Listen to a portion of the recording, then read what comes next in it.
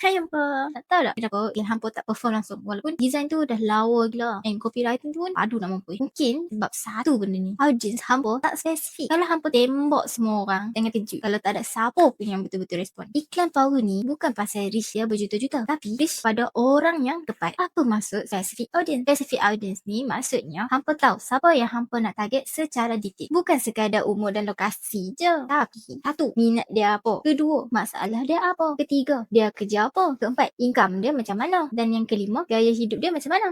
Contoh, hampa jual skincare kan? Hampa janganlah target wanita yang umur 18 hingga 45 je. Itu terlalu luas. Hampa kena target contohnya wanita umur 25 hingga 35 tahun, kulit dia sensitif, suka natural product, tinggal kat bandar, aktif kat IG, barulah iklan jadi lebih tepat dan lebih murah. Hampa tahu dah risiko kalau tak target specific audience ni? Budget burn. Iklan yang hampa buat tu tunjuk kat orang yang tak minat langsung. Habis duit. Sale tak masuk. CTR rendah. Conversion pun tak ada. Bila audience tak relevan, tak ada lah orang klik. So daripada tu, brand hampa nampak random je. And tak trusted langsung. Sebab bila message tu tak kena dengan audience, mereka tak rasa iklan tu untuk mereka. Kalau hampa jual makanan kucing, tapi iklan hampa keluar kat orang yang bela ikan gapi, memang confirm mereka scroll laju je. So, kenapa specific audience ni buat iklan hampa lebih power? Pertama ialah, iklan tu akan jadi lebih relevan. Orang lebih mudah untuk engage dengan hampa punya iklan. Yang kedua ialah, CTR akan naik. So, cost per click akan turun. Yang ketiga ialah, customer rasa iklan tu memang ditujukan khas untuk dia. Iklan tu special lah untuk dia. Macam, oh iklan ni keluar untuk aku je. So, customer lebih mudah percaya dan beli produk hampa ataupun servis hampa. Jadi, hampa janganlah buang duit iklan tu kat orang yang tak peduli langsung pasal iklan tu. Macam mana nak tahu orang tu peduli ke iklan kita? Yang pertama, kita kena kenal dulu siapa